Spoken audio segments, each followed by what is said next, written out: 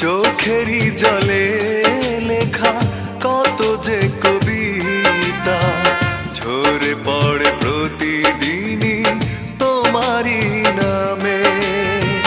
চোখেরই জলে লেখা কত যে কবিতা ঝরে পড়ে প্রতিদিনই তোমারই নামে।